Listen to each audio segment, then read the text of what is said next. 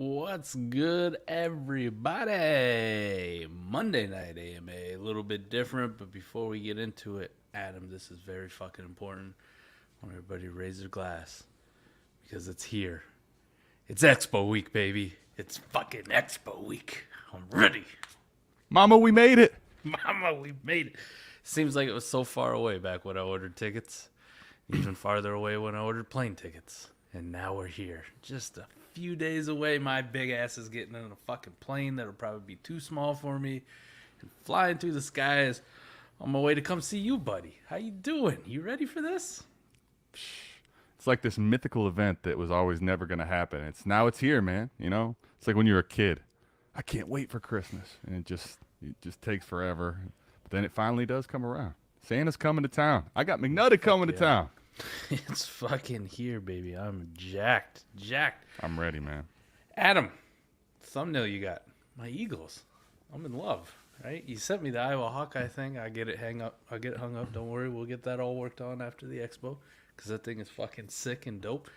But damn, the thumbnail you made today got my heart too because it's like all my favorite guys. Smitty, A.J. Brown, Jalen Hurts. Let's go. I see you didn't put our boy Miles Sanders in there. Like there was no room for four. Sorry. Yeah, we'll just go with there was no room for four. And you know, Mike, I figured, listen, you're coming up here for what, a week? Let's go ahead and get some good vibes before. Just, you know, we'll see how if we don't exchange blows by the end of the trip. You know, let's get some good vibes first. Yeah. So what's going on, man? From an outside opinion with the Eagles. How you feeling about it? Like, you seen any news, read any reports? I mean, we're kind of in, let's just be honest, man. It's, for me anyways, it's bullshit season, right? It's just troublesome, man. It's just all bullshit season, right? Yeah. Reports here and there. It's just, you don't know what to believe. If it's your guy and it's good, you believe it. If it's bad, you're like, oh, it's full of shit. If it's a guy that you don't care about, you're like, nah, it's probably fake anyways. Who cares?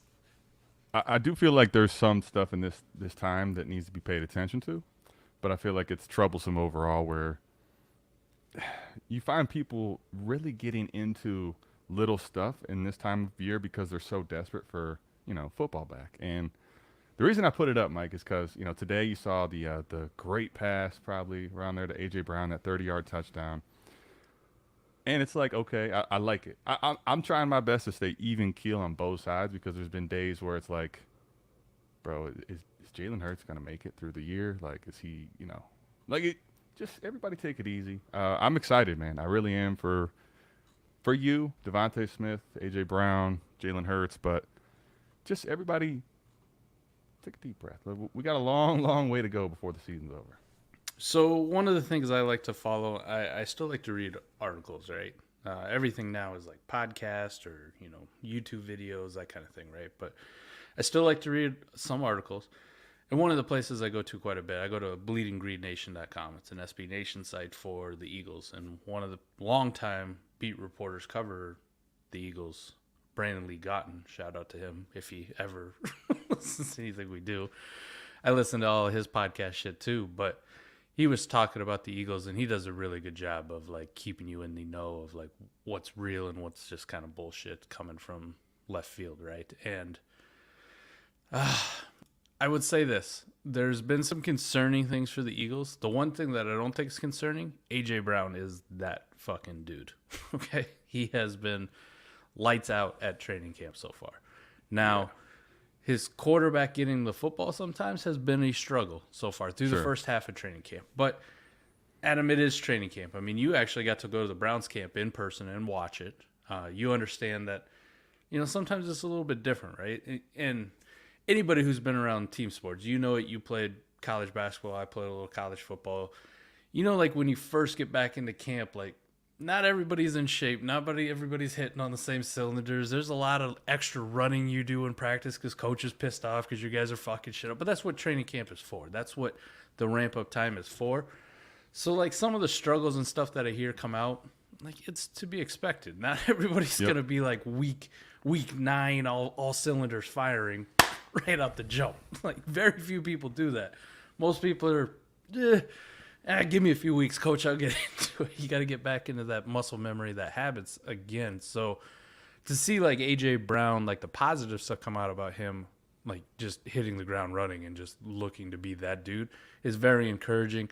Some of the negative stuff, I'm like, I just kind of just chalk it up. It's early training camp. Like if we get to the last week of training camp, preseason has already happened, and there's still all these concerns about like Jalen Hurts. There's these concerns about the offense not being able to push the ball down the field more than 10 yards. All right, I'll start to fucking worry. Like, hey, it's been 5 weeks, boys. We should get this shit together, or we're really gonna have a rough fucking season. But so far, not too great, not too bad. There's some positives. A lot of defensive standouts. So every damn report I read from Brandon Lee Gotten is just about how goddamn good the defense is. So that also kind of factors into it some too. Like maybe the offense is struggling because the defense is playing really fucking good. Like if they're making the list all the time, making plays, like what's to be expected from Mr. Hurts? But Yeah. any other takes you had on it? Like anything Well, like I think thought-wise? yeah, like kind of following that same line. One thing, like I mean, everything you hit on so key, right? Especially, everybody's different. Even the pro athletes, as far as how they take care of their body, how much they train, how serious they take themselves in the off season. I mean, look at Uncle Lenny this year, right? Now, I expect him to get back in shape, but some people come in a little more out of shape than others. But the other thing too that I think you didn't mention, but is also continuity, right? It'd be one thing, like on top of Jalen Hurts trying to take a step forward, trying to get better as a passer, working on himself. Now he's getting in tune with a receiver he's not used to throwing to, and he hasn't even played a real NFL game with yet. So like, pump the brakes if all the throws aren't fucking locked and loaded like these guys have been playing for 5 years together. Like just, you know, I think the athleticism, the ability of AJ Brown already from what we're seeing with Jalen Hurts in small sample size, like for fantasy, man, it's exciting because right now the thing about AJ Brown too, Mike, and similar with Devonta Smith is you're not getting these aren't the old AJB prices, man. Not at all. They're much cheaper. We're shopping almost in the off-brand department with AJ Brown right now. One thing I will say, you know how much you and I love Smitty. You just did a fabulous fucking video on Devonta Smith. The one thing I will say that gives me some pause, just if I put my fandom and love for Devonta Smith aside, is that the connection between AJ Brown and Jalen Hurts has been very real, according to the beat reporters. It has been very prevalent, and Jalen Hurts drops back, and that's the first guy, and sometimes the only guy he looks at throwing the football to. No where doubt. the little bit of pause I get with Devonta Smith is Smith's game is kind of predicated on precision, right? Like the timing, the route running ability, where AJ Brown just get him the fucking ball, he's going to outmuscle people, he's going to do what he does. Smitty's more of not that physically imposing guy where he's the precision kind of route runner, the break you off kind of guy. And if Jalen Hurts, frankly, doesn't get his shit together, it could be troublesome for Devonta Smith. If the whole passing offense may just be A.J. Brown, Dallas Goedert, dump off or run. That's the whole thing. So a little bit of pause for me with some of the Devonta Smith stuff. But like I said, I'm trying to juggle with how much is early, working some kinks out, getting used to it. And, I mean, let's be honest, too, for a guy like Jalen Hurts, and I'm sure it was kind of the way with a lot of quarterbacks when they get a big-time receiver in, like Josh Allen with Stephon Diggs, or, name when an alpha-type receiver comes, you want to really try to establish that connection, right? So if you're going to drop back every play, it seems like you're only going to A.J. Brown, maybe you're also kind of working on that, hey, we got to get a rapport here. We got to get our timing down. We got to get that kind of stuff going. So quick thoughts on the Eagles. One last nugget I'll throw in. Miles Sanders is not dead, no matter what people will tell you. By far and away, from everything that I've read and heard, he is the best back in camp on the team. No questions asked. So we can stop with this Kenny Gainwell bullshit. Okay? I like Kenny Gainwell, but please stop. With that. Please stop. Yeah. I think, Mike, when I made the video, it was a lot of the case for him. I'm not going to say that there's not any downside to him, but I think for me, Mike, the thing that I really stay tuned into why I'm excited for it also is, like, Mike, this team's not going to throw the ball less than they did after they traded for A.J. Brown. A.J. Brown is going to be the first read. He's going to be in probably a safety net too. Like he's going to give the ball to A.J. Brown when in doubt more often than not. But Mike, all last year in his rookie season, Devonta Smith was going up against the top corner. You know, he's not going to be going up against the top corner anymore. Yeah. When Devonta Smith gets open, maybe they're looking at A.J. Brown. Maybe they're looking at Dallas Goedert. Maybe there's bigger plays over the top. I think a lot of that works itself out. I'm not saying that he's going to look to be this top 15, top 10 receiver, but I think the talent a lot of times can still win out in a situation like this. And at his cost, Mike, it's the fact that he had such a good season and he is now like he's being drafted later. And Mike, think about all the receivers that went by the wayside that were going ahead of him. Calvin Ridley. Like, it also is a very good point, whether you like Slim Reaper or not, the receiver position can wait. Because, like, that was also my point about Treylon Burks, Drake London, and Garrett Wilson. Even, like, J-Mo's getting close to him. Listen, if you like them, fine. Like, I'm not even telling you I hate any of those guys. But, like, I think you need to understand, if they don't smash in their rookie season, Mike, the position's so deep, they're not going to be able to gain value because there's just so much other things happening. 23, as great as it is at all these positions, Butte, Jackson Smith and Jigba, some other guys will probably creep ahead of them too. So it's like where you're investing in them, just be careful because they could have a pretty good season and actually lose value with the case with Devonta Smith. For sure.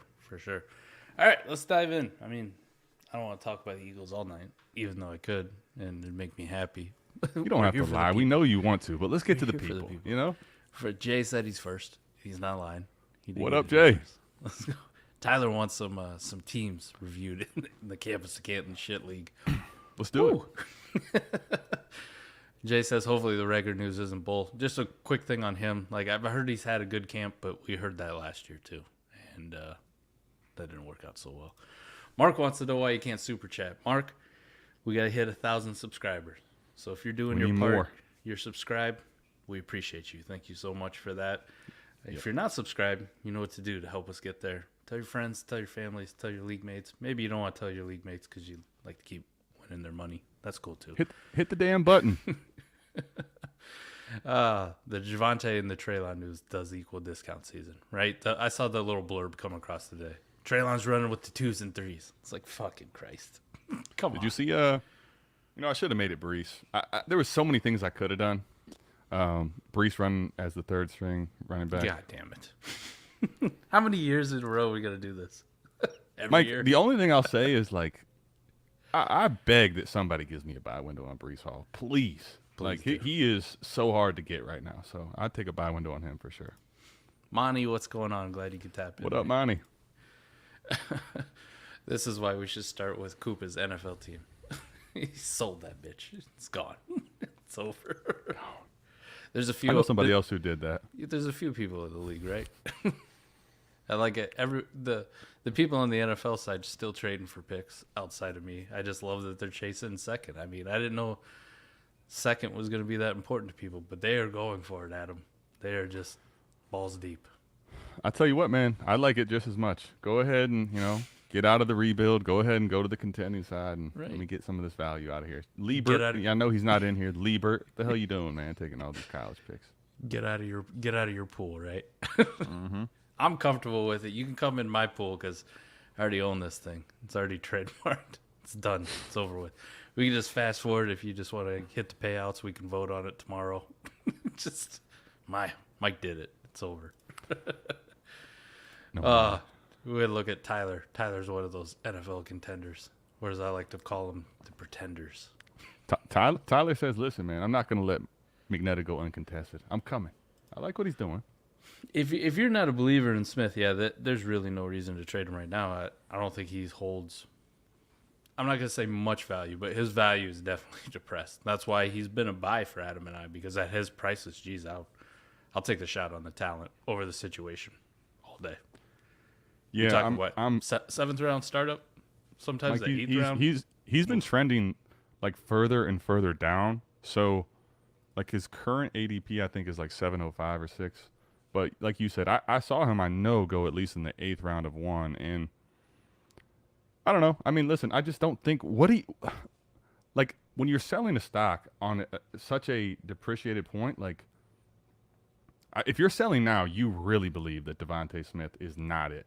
Otherwise, like this is a bad sell point. There'll be something like a sell window in the season, where he goes for 100 and a touchdown or two, and people will be like, "I fucking told you." If you're not a believer, I will still believe, and he's going to be a buy for me for quite a long time until I see otherwise. You know what I mean? But yeah, it's also too one of those situations, Adam. One of the things that I don't think people ever really factor into is like we're talking about a second-year wide receiver. Not that it's gain value. It's not like Justin Jefferson or Jamar Chase, who we advocate for selling just because they've reached that peak, that mountaintop. Like, they have a hard time going any further up. Like, I'm seeing a Chase go at, like, the 105 in Superflex drafts. Like, that's – how much higher can you go, right? You got to jump Allen, Herbert, Mahomes, and then that fourth quarterback or the number one running back in JT? No, probably not. Or Kyle Pitts. The only thing they can do is gain theoretical value, just like perceived value. They cannot go up in real value. It's impossible. Those are the type of receivers, the young ones, that I don't mind selling because they're not going any higher, right? I'm not going to get anything more. If Jamar Chase comes out and smashes again this year and puts up 1,600 yards and 15 touchdowns, right? Is the number one overall wide receiver. Is he going up in value next year, Adam? No, he's probably still going to go at the 104, the 105, the 106. Still the same spot. Devonta Smith, on the other hand, if Smitty comes out and puts up 1,000 yards, 1,200 yards, and double-digit touchdowns, he's not a fucking seventh-round startup pick anymore. He's not. We're talking about him in the fourth. We're talking about him in the third, maybe in the second for some people. People are going to lose their fucking mind. So when I'm talking young wide receivers, I will sell the young ones that have reached the mountaintop, have reached the pick. I'm not selling the guys that I'm waiting for the ascension because they still have that room to ascend. It's not like an older vet where like Keenan Allen's in the seventh, right?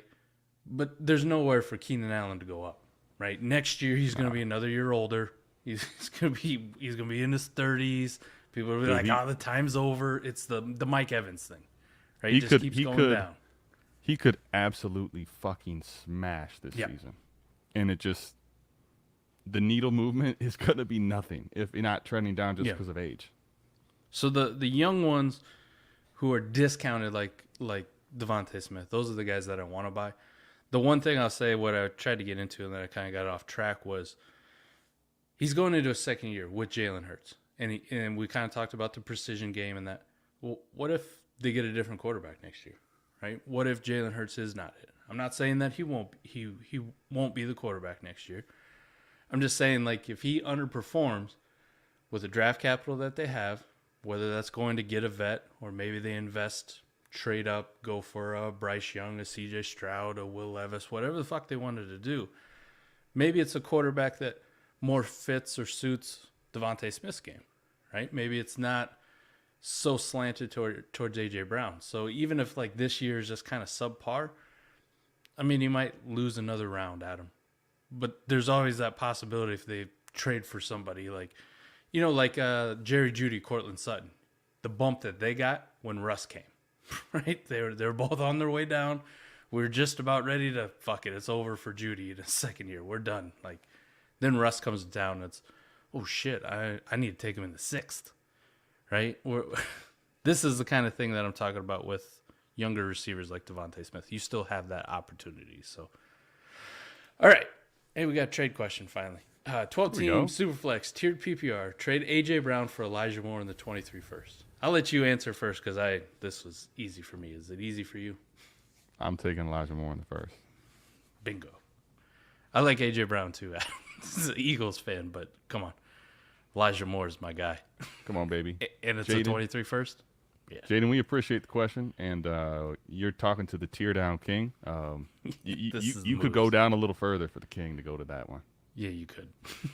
What's going on, Barry? Glad to have you in. Barry, what's up, man? Would you prefer Smitty or Elijah Moore? I have Elijah Moore by like that much, but it's Elijah Moore. Mike, I was doing some diving into the Slim Reaper before I did the video, and it's very close for me. Yes. I give the nod actually to Devonta Smith now. Before it was Elijah Moore. I I think Elijah Moore's still really dope, man. Like, I don't want this to be like, oh, I don't like Elijah Moore. I got both of them probably higher than All consensus. right, talk to me. Listen, I think that I mean, we're talking minute hairs here, I think I like got him my mustache one or two kinda spots. hairs, that Yeah. kind of thin. Like, I just need to get the little thing hanging off my lip, you know? Like the receding hairline I got going on, that kind of thin hair. Those hairs are very thin. Yes. I don't even know if you call them hair anymore. But I think, to me, Mike, like, listen, I think Elijah Moore's still really good, but we don't know anything. We still don't know as much about Zach Wilson. You could have as much hope and everything for him, but there's doubts for both him and Jalen Hurts, right? I think what we saw in a full season from Devonta Smith is better, and I think really the discount seems to be larger for some reason. Like, I kind of can understand why people are a little hesitant on Moore because they haven't seen him for a full season. They haven't seen Zach Wilson for a full season. That team is a big question mark. Like, what I've seen from Philly and what I've seen from him in his rookie season, Mike, he only had 22% target share. Like, I think people are really freaking out that he's going to lose it. He can't still get 22% target share. Like, he did that last year. Like, I could see A.J. Brown coming over and being 25, 27% target share, him being 22, Goddard being in that 20 mix, everybody else getting, the rest of the fucking potatoes. But, like, I just think the panic's too high on Devonta Smith. And I don't know, man, the more and more I dove into him, like, I don't want to say I'm insanely bullish on him, but I just think the hate's gone too far. I like it. I mean, it's reasonable. I think we're talking about same tier kind of players, right? Yeah. Actually, and that's, you know what? We'll do this later on our ranks, but we had Devonta Smith just below. I think he needs to be in the bottom of that next tier. It's the same tier, the Elijah Moore tier. Say less. Already adjusted. Boom. Boom. Live time. Kevin. Glad to have you tuned back in and tapping back in always, man. Love it. Kevin! Kevin! I can't help myself. Fucking 90s kid, man.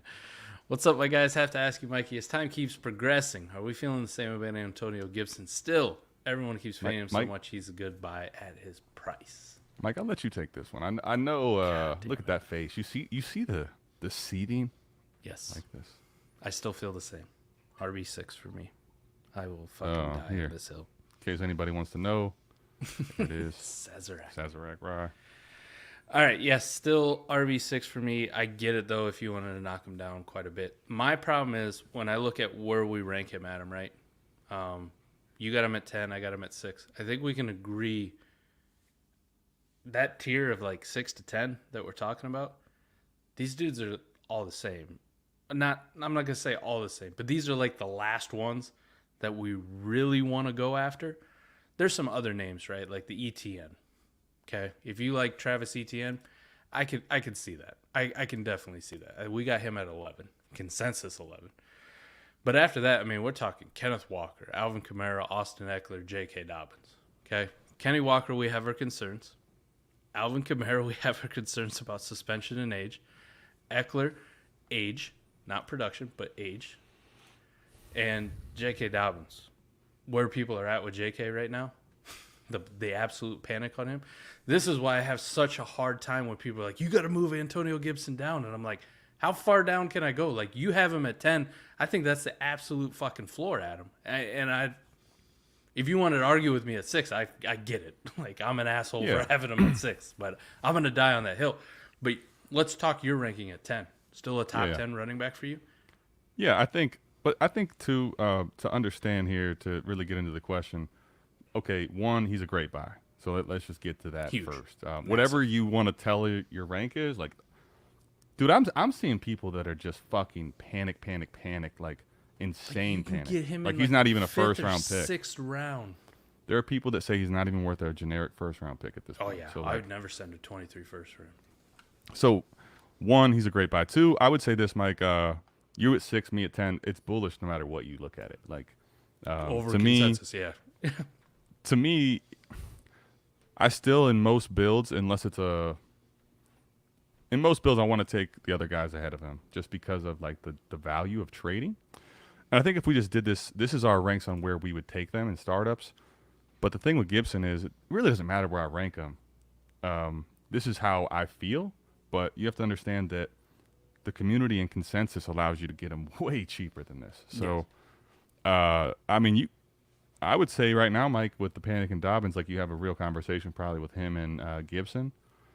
But man, I think if you're going to tear down at running back, it's a great one to use it with. I will say this. Let me just caveat it by saying, you brought up a great point there, Adam, with like Gibson. Generally, when I like look at my ranks, that's really how I draft. Antonio Gibson is one of the exceptions because I know the hate on him is so bad. J.K. Dobbins is another one that I'd probably take him in the 3rd round, to be honest, just the way drafts fall. But I know for a fact, just by doing so many damn startups, that I don't have to. I don't need to. So I usually try to be like, all right, what running back would I rather, outside of Gibson? I'd rather have Gibson over this next guy. But this guy goes in the 3rd round. So if I take this guy here, I'm telling you what, in the 4th round, I could take Gibson if I want. But more than likely, when I come back in the 5th round, I might be able to take Antonio Gibson.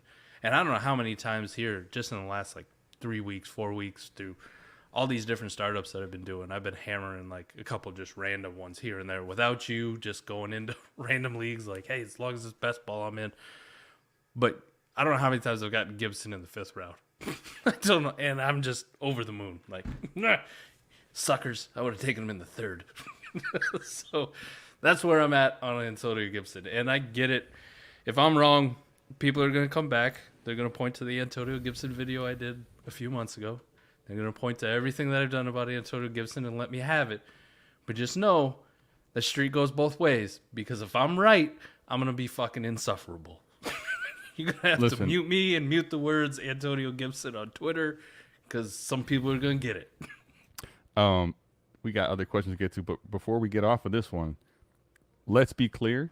Regardless of what happens with the Antonio Gibson situation, McNutted is going to be inseparable this season because he's not going to miss all his takes. I promise you that one. Speaking of more random startups, join this one with Brady. Okay, so we're in this startup together going. He asked if you reached on Trey Lance at the 110. Cheating on me like this? I see what's going on. Sometimes I got to go win other people's money, Adam. But wow. He asked if you reached on Lance at the 110. My only suggestion, for me, from being an outsider, Adam, I don't mind Lance at the 110. If it's go get your guy season, if you kind of thought he was gonna go, it's just a sequence thing. Kyle Pitts went at the 2.24, Adam. If it's a league that you and I are in, that never happens. Is it heavy, tight, and premium?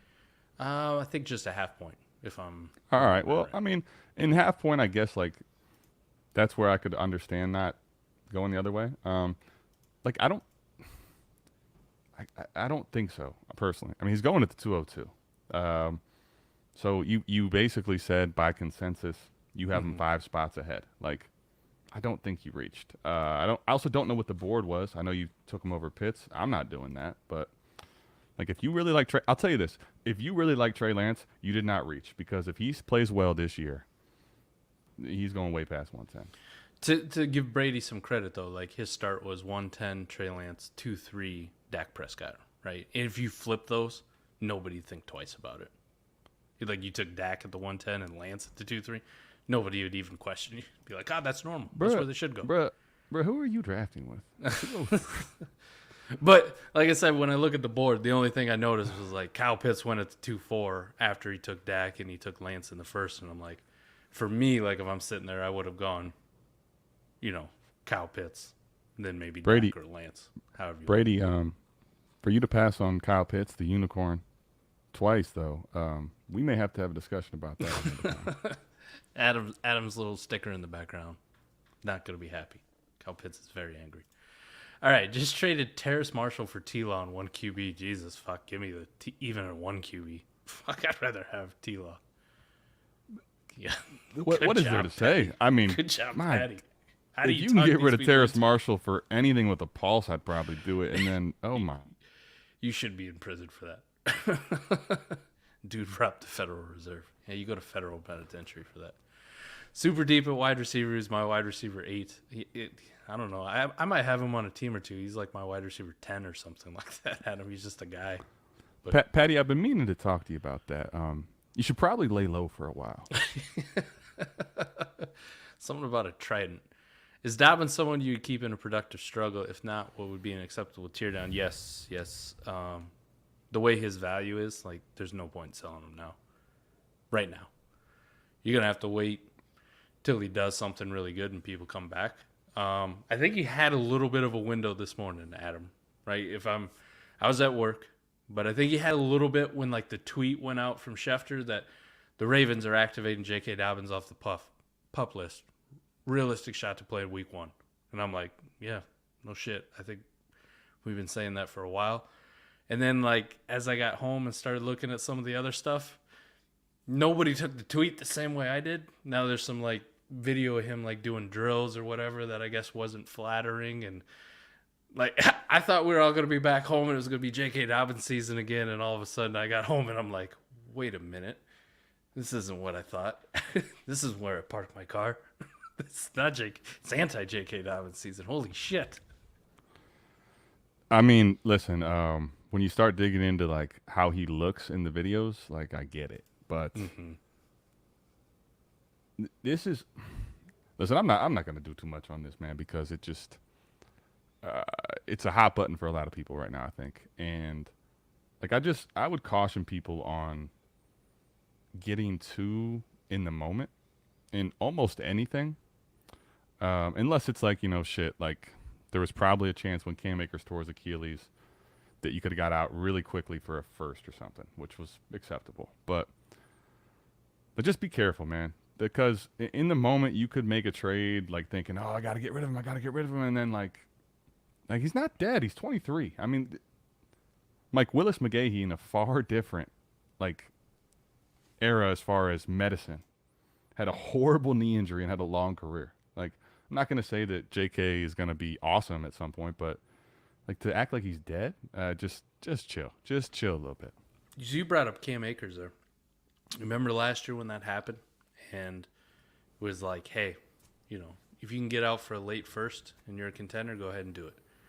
And it's probably the right play, Adam. But I just know on some of those teams where I actually, I don't give advice and not do the same shit that I talk about. That's not me. But for a fact you're in those leagues. On those leagues I did it, and I probably traded with you for late first type value, and I didn't win the league or didn't win money. How shitty do I feel now when it's like, fuck, man, I wish I just kept Cam Akers. Damn it. There's no way, unless that late first you got turned into a mid-early first, that you could feel good about it. No. But at least it was a pivot that like made sense value-wise, because you can't see in the crystal ball the other side. I actually was in a lot of my startups last year did the productive struggle, so I was able to hold a lot of him. I didn't trade him once, and Mike, I'll just tell you, it's one of those trades that I wish I could hide somewhere and never let people see, because I hate it. I mean, it's maybe the worst trade I've ever made, and I've made a couple bad ones. So I get it. All right, Smitty over Judy. Yes. Yeah. Yes. All right, hey, man. What's up, Patty? I was at work, but it's it's kind of like working on Sunday when I tweeted it out. It's a means to an end, right? I'm one day closer to getting on an airplane, or as my 5-year-old calls it, a hairplane. I don't know why it's a hairplane, but that's what she says, so we're gonna go with it. Legit question: what about Elijah Moore makes him such a good receiver? He surprised me at how good he is on the field. I think anybody who watched a fair amount of college football, or at least caught the Ole Miss games at his time, Lane Kiffin, Matt Corral, that whole offense that was going there. I think you got to see how explosive he was at the SEC and how almost uncoverable he was. And the fact that he could do it from the slot, but he could also do it from the outside, was one of the most exciting things. He's on the smaller side, for sure. But Elijah Moore, just watching him play the game of football in college made me a fan of him. And then when he gets to the NFL, I remember the panic, from patrons who had questions, jagging our DMs, like, should I sell Elijah Moore? And I'm like, no, man. This is like week 5 or whatever. And I think that exact week he came out and scored 30 fantasy points or something like that. Had a massive blow-up game on Thursday Night Football in front of everybody. Ever since then, I've just absolutely been enthralled with Elijah Moore. What are your thoughts, quick, on Elijah Moore there, Adam? Yeah, I mean, uh, I felt really bad for how it turned out. But if you didn't like the actual dog in him when he tried to take the invisible piss, I mean, one of the most savage moments. But then for fucking that to turn out where they missed the extra point and the game's over, like holy fuck, man, you got to be feeling sick to yourself. But listen, there's a whole video out there, Brady. We did, and I'm excited for him in a lot of ways. I think he can win in a lot of different ways. But one of the things for me was he was one of the best, even better than Jamar Chase in the intermediate route. And I think like this team is so polarizing and interesting because if Zach Wilson does take a step forward, they just got Garrett Wilson. They had Brees Hall. They drafted so many guys here. Like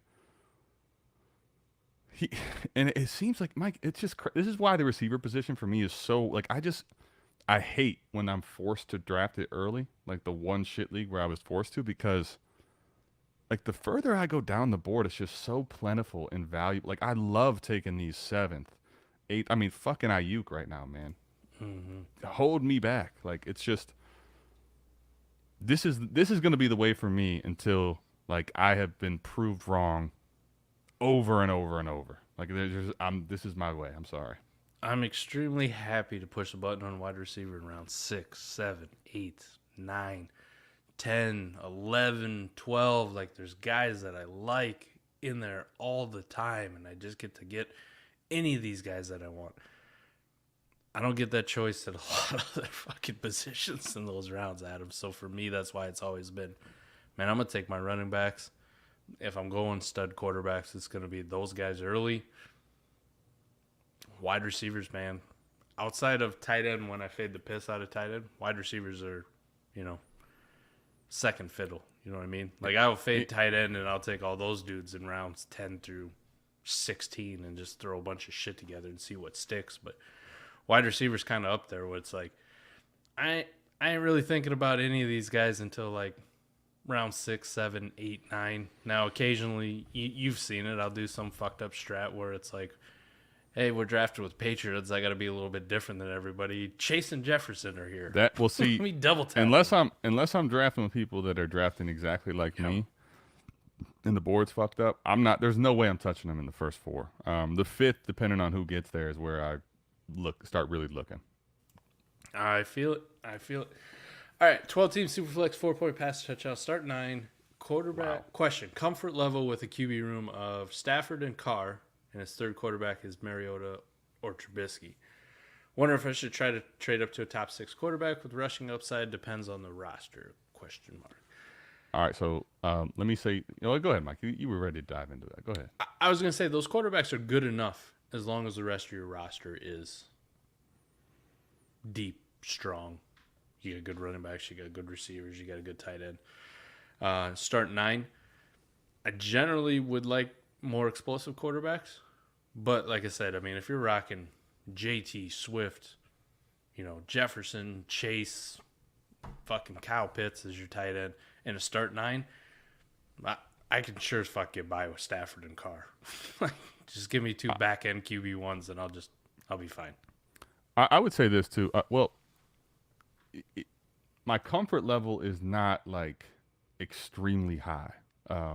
Not saying you can't, like, it's not, I'm not panicked. I mean, I could be far worse on my comfort level, but Stafford is getting older. I have him on a couple teams. I'm not panicked on him, and I know he's Iron Man. They're going to fucking have to hold him back from playing. But, like, a little concerned, not overly concerned, but a little concerned. So my point to that is, if Stafford even has to miss a little bit of time, or fuck, man, what if he doesn't finish the season? We've seen people, as they get to his age, kind of break down. Then Mariota and Trubisky, who they're starting now, but I don't know that they are starters after halfway through the season. Mm-hmm. So I'm just saying, maybe think about getting ahead of yourself, getting ahead of the game, not late to it, because there's nothing worse than having to get a quarterback in the moment of contending and you don't have one, you got to pay. You got to pay through the fucking nose, man. So I think what I would try to do is either see if you can get a Tannehill or something at quarterback 3 and more of a long-term starter. It won't cost you a lot. Or see the problem with these start nines, man, is the quarterback, like tearing up at quarterback is just fucking, and it's Hard. It's insane. It's insane, man. So if you can go up from Stafford to someone higher reasonably, yeah, I'd be for that. But like I would explore just shoring up, if something happens to any of these guys. Yeah, I'd look at like Stafford or like Russ, Hurts, Lance, something like that, and see what the addition would be. Yes. Just me personally. Like if I was going to Agreed. tear up. But yeah, you do need to keep in mind in them starting nine. Sometimes, man, tearing up for them stud quarterbacks is about impossible. About Lineup start 9, tearing up is just good luck, man. And Tyler, yes, you are part of the C2C gang. The experiment. Tyler and I made a trade. We were close today. I thought we were close. He said we weren't. Ended up being that close. He said we'll revisit mid-season, so we'll see what's up. I'm gonna have the Nate List face, I guess, if Gibson Bobs. Oh no.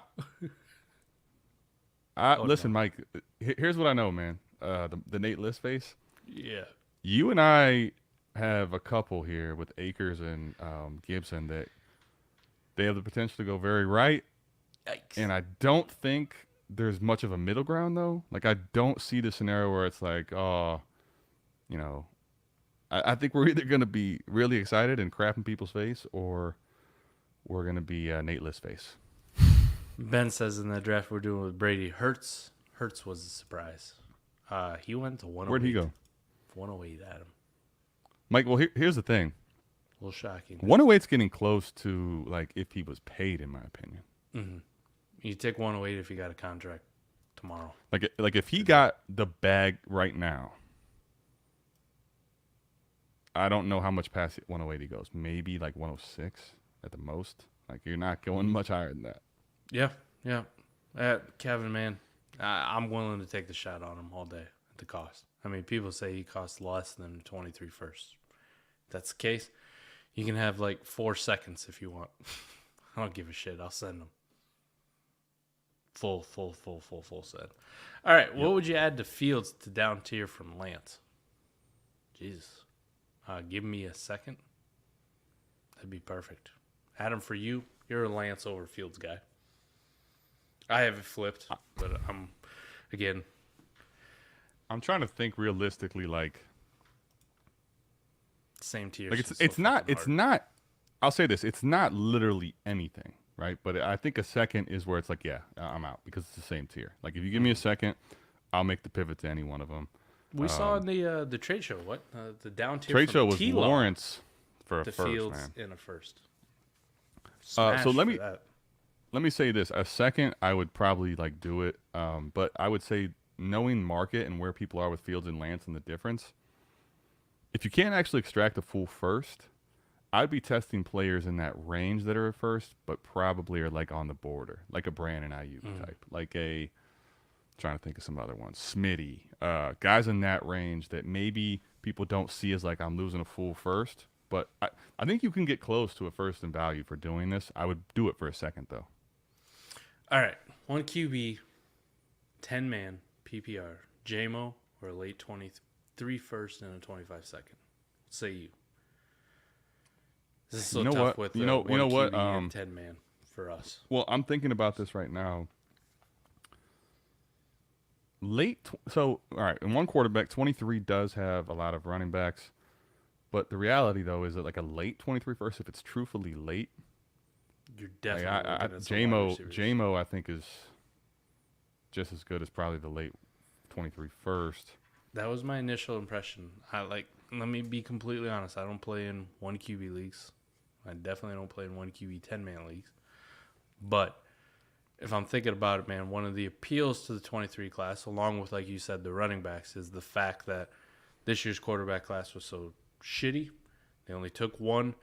What's the NFL do next year? Do we get some weird situation where they take 4, 5, 6 of these fucking guys in the first round? And if so, that changes the landscape of the 23 first round completely, where at the 110, the 111, the 112, these late 23 first, you might be looking at a first round NFL draft pick at the quarterback position, a la Justin Herbert, Mac Jones. Like, think along those kind of guys who went in the later part of a rookie draft. So in a 1 QB league, you're not going to see that. So for me, yeah, I think I'll just write out JMO. Yeah, and I was going to say, especially because it's a one quarterback league, that further devalues the second, and it being pushed all the way to 25. Yeah, I'm going to ride JMO here. I like it. Shorts, man. Thanks for tuning in, man. Jay was Shorts. right. Elijah Moore. Shorts. That dog. Got that dog in him. That dog. Who was that? Did you see the Perion Winfrey? Did you see the Perion Winfrey video this year? No, I didn't. I got to send it to you. All right. The dog mentality. I was just thinking, every time I hear that, I think of the years ago, the Coastal Carolina football coach.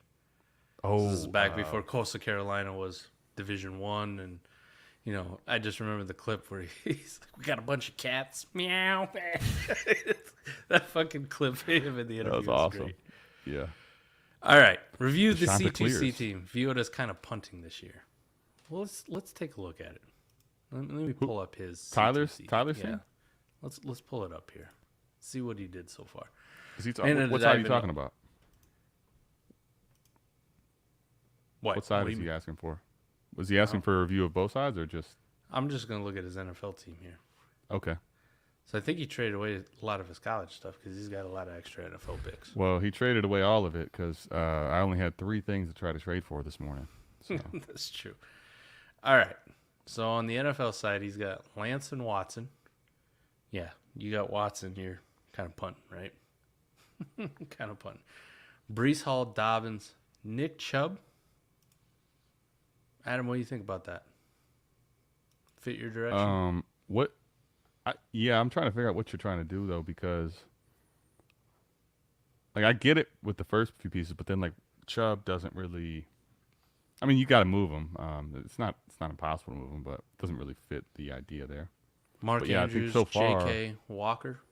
Chubb may be a play too for 2023. You know what I mean? If you're just going to do a 1-year hold. Mm-hmm. Yeah, not too bad. I can see it. Yep. Burke, Skymore, Smitty, Allen Robinson. I would say, like I've done this before, where you have the productive struggle rebuild type thing, and you have maybe a couple guys you're looking to move if you can. I would say this too, especially like Andrews for me. Like if you have Pitts on a productive struggle, I love it. I'll have Pitts anywhere. Like I don't know if I want to really have Mark Andrews putting all those points up and all that value on my rebuilder and that's also something too. Like, man, rebuilding on the NFL side in a C2C league is like what's the incentive though, right? Because most of the good college guys are going on people's fucking rosters next year, like they're already spoken for. That's the thing is you have to like really just 1-year window the thing, right? Because you're not gonna tank for the the fucking Bijan, right? Like that's not happening. So yeah, it can be done, but it's not the same. You're right. It's not the same principles as a standard dynasty. Zeke, Goff. This is round 9s. I think knowing what you have at C2C, I think you want to pick your direction. Like to me, it sounds like you have at least 6 guys on that team that are more the contending side, but you have plenty of guys that are the rebuild side. So I think I would try to 4D a couple of those pieces to one way or the other. Like you're not going to get picks, but you can get rebuilders or more on the contending side. I would try to sure up maybe the direction move here with this team. Goff, Spiller, Kirk.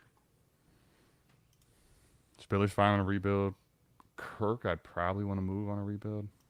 Goff, I want to move unless I'm absolutely contending. Interesting.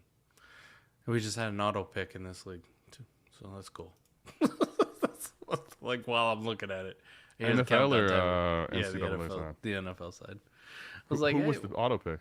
Nick Brown. What was the player? Sorry. Hassan Haskins, 17th round. It's whatever. I think your team's okay. One of the things Adam and I kind of talked about, the one thing that I think will be tough is like you have some old pieces who could just be flat out zeros for you by the end of the year. Now I get like Adam, what you kind of talked about in a traditional league, not C2C. You can kind of sell those to contenders in season, that kind of thing. Maybe people make a push. I think you can have it here, but there's been so many people who have like pulled their dicks out and been like, this is what I'm doing. You know what I mean? Like, you only have a handful of people who are going for it on the NFL side, and you only have a handful of people who are like, I'm going for it on the college side. And everybody else is just kind of, you're getting left behind. You know what I mean? Like, how likely are they to be like, well, you know, I started 2-3, but I think I might try to make an NFL push. Can I get Allen Robinson off of you? Like, not many of those, in my opinion. But yeah, it's not. It's a lot different because too. Like, I think one of the things I really like about C2C is, like, if value tells me to go on the rebuilding side, I'd like to do that even if there's no C2C side to win. So now you're telling me the risk is this. I'm now investing in players versus picks.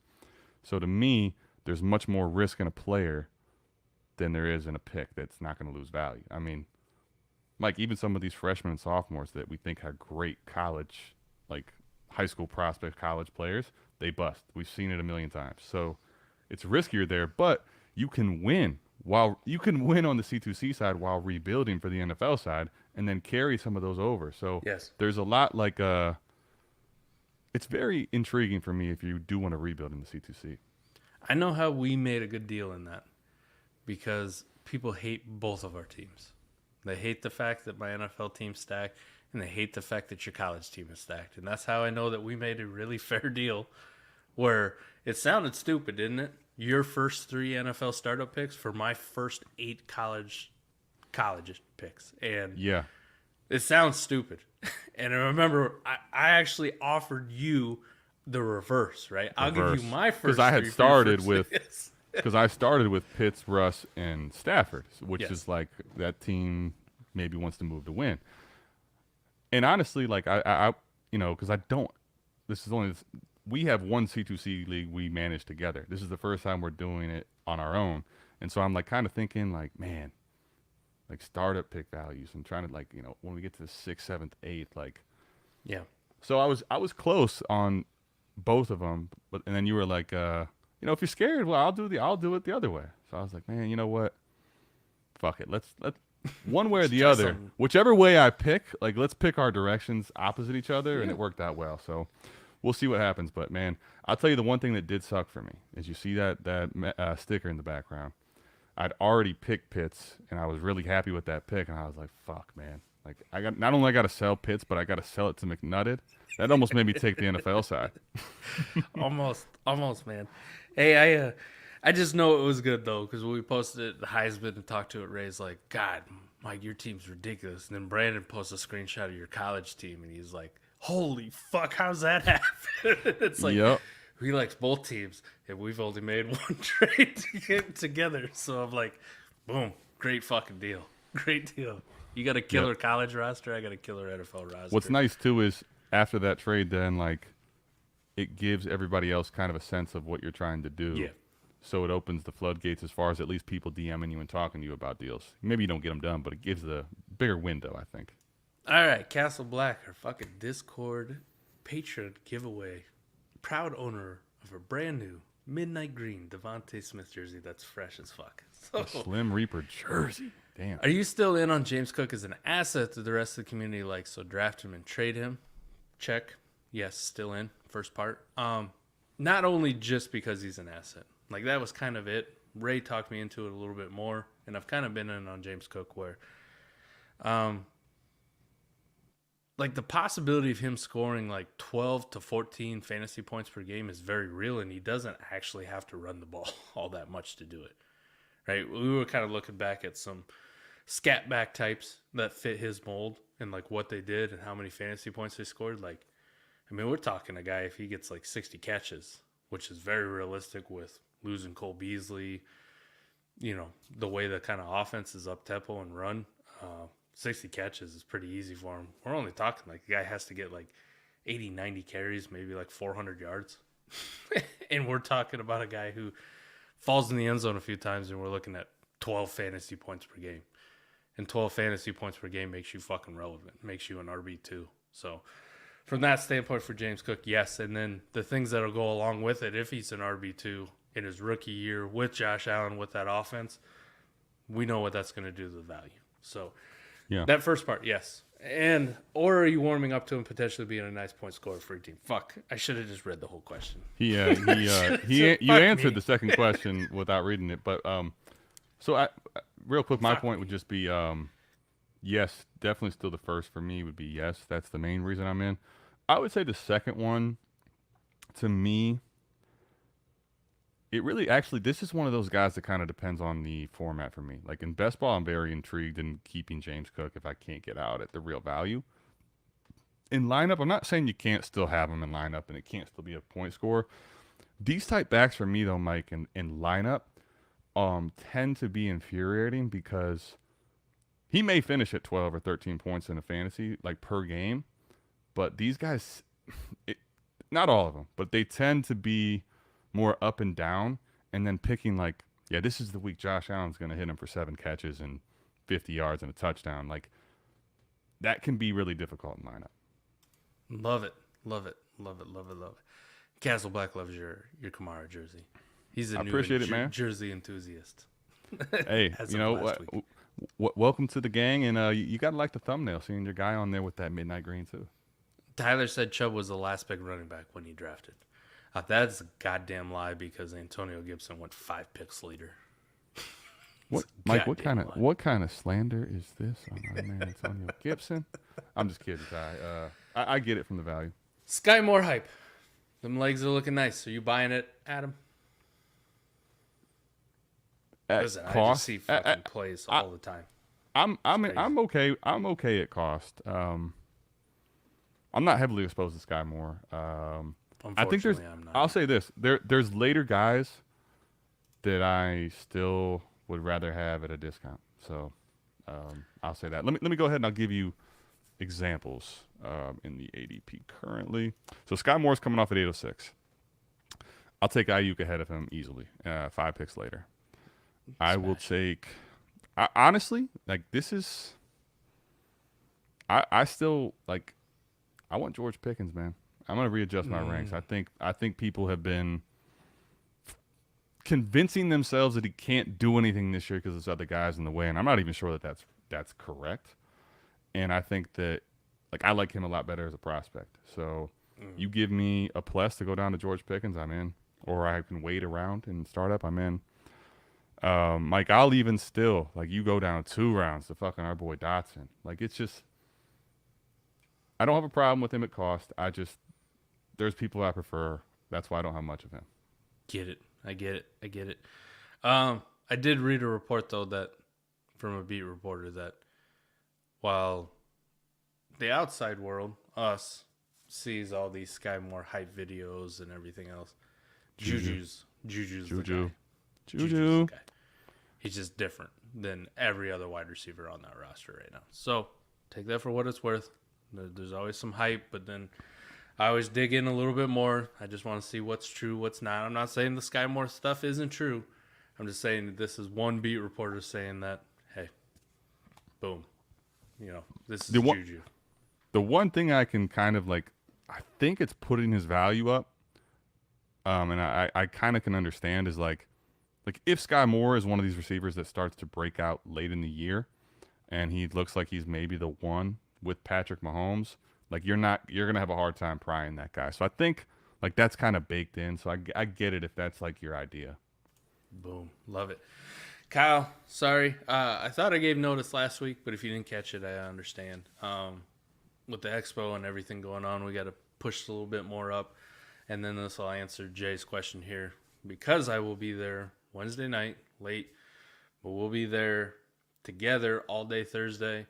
I did just get an email that we can go pick up our stuff for the Expo at the hotel Thursday after 2. So let's make a trip. We get all our swag bags and T-shirts and name tags and get checked in. We'll be coming from my house. Tickets. And we're going to be going through Canton anyway before we go to the house, so it'll be perfect to stop in there. But Yep. Thursday, during the day, me and Adam are just going to be hanging out. Yes, there will be some 4D and shit and trade show together. Same room, same place, same time. So we will have some content. Plus, all throughout the weekend, just if you guys aren't going to be there, Little tidbits. you got some free time. If you just want to refresh occasionally, check it out. I'll try to post in advance, but I'm sure there'll be a few times that cell phones will be going up and there'll be some fucking live streams in the actual shit house, whatever the fuck's going on. So, And what do they call that, Mike? IRL, right? Yeah. In real life. We're going to be surrounded by people who do content for a living, right? We do content. We got some people who do content a lot better than us or more experienced at it. So content fucking galore this weekend. I can only imagine the amount of stuff that's going to be coming up. We got a 40 that needs to be run too. There's a goddamn 40 that needs to be run. There's so much to get done. I don't know if we're gonna have time. We're gonna be bringing. I'm gonna be bringing the old yellow notepad too, like trying to get little tidbits from everybody. Boom. All right. What's the price gap between Judy and A Dotson? lot. Well, okay. Let's do a couple things. One, I have it right up here. So let's talk. I should pull this up on. Where is it at? Where the hell is Judy? How high is Judy, dude? Like 6'6". 602. Mike, he's put. This dude's almost a fifth. Jeez, man, it's fucking huge. I hate that I know that off the top of my head. But Well, Mike, I was looking in the 6th round. I was looking on the wrong side. Like, he's almost to the 5th. I fucking hate it. I hate that I know that. 1007 and 602. We're talking about 4.5 rounds of value. You can ask for a first. I'll take a Legitimate. take a second. Get a first. Mike, Jerry Jeudy, wide receiver 20. This is a perfect example of why, like, it's just crazy Slim Reaper's being faded. Mm-hmm. Like, listen, I get it. Russ is going to be there. Maybe Jerry Judy's better than him this year. But, man, like, we're drafting him a round and a half ahead? Mm-hmm. That's insane to me. I'm not drafting him around ahead. I'm saying, when I say that, we're talking about in the community. But, yeah, it's a first. Like, you're talking wide receiver 20 to wide receiver 50. Listen, Here. we spent all last show arguing Sutton and Judy, but let's not argue the Sutton part. Like, I'm not a big Hollywood guy. I'd take Hollywood before him. Mooney. Guys going after, I will take Bateman. I will take a lot of these guys, man. Elijah Smith, Cortland Sutton, Ayuk. I was just going to fucking say it, Chase. Godwin or Judy. Give me Chris Godwin. We hate Godwin. Give me Chris Godwin. Judy is the fucking wall where I'm like, I don't hate him that much. That's where it is. That's where it is, man. You know what, man? You get a second, that's cool, but I think you can ask for more. I think you can ask for a first. This reminds me, Easily. coming out, I think we're going to do it Wednesday. Tap into Noah Fant. Do yourself a favor. Noah Fant. Man. I'm trying to see. Who do I got? Look how happy Chase is that we said Godwin over any person that's alive. He's ecstatic. He's got to take his wins. They took Godwin over anybody. That's a great way to end it right here with Chase being ecstatic and lots of yays with, I don't know, what's that, 6 exclamation points? I'm not going to count it. Yeah, Everybody, man. you should love you some Fan. You should stop with the bullshit. All right, Adam. Y'all got to tap in Wednesday. I did what I could. I went a little over our standard time, but I did what I could, man. Fuck it. That's it. All right, that's going to do it for us. But like I said earlier, tap in. This is going to be a crazy week. But yes, there will still be all the normal stuff. We just had to shift some days. 4D, the podcast will still come out on Friday. Videos that we do are shorts. We're still going to have one, Wednesday, Thursday, Friday like we normally do. Shit show, we didn't do it on Sunday because we're going to do it in person on Thursday. Correct. Podcast will still go out as normal. Yeah, and then some extra shit, right? We're going to have Maddie and Jones and the whole crew there. Yeah. Ray, Brandon, Ike, Gene, You know, I don't think JB's coming, but J Rich will be there. Jesus, we're gonna have all kinds of people. We're gonna have all kinds of people. So, hey, stay tuned. And Oh shit, he's going in the back. It's intense. we got him. Ladies and gentlemen, we got him. He's got his Topo Chico. Mike, Love it. He sent me the picture of the booze. Bro, I cannot tell you. Like, I did not have any idea how hard these were going to be to find. I got to try at least one because Ray said the glass bottle ones are the best. They the make only ones. That's what he said. I've yet to try one. I'm not going to try one until he gets here. I want to see it. Like, I want to give the review while he's right there. Like, if they're trash, I'm going to be like, man, all this effort for these? You know? There we go. We're going to do a TikTok review of Topo Chico live. Let's go. All right, y'all. We appreciate it, man. We're out of here. Peace. Peace.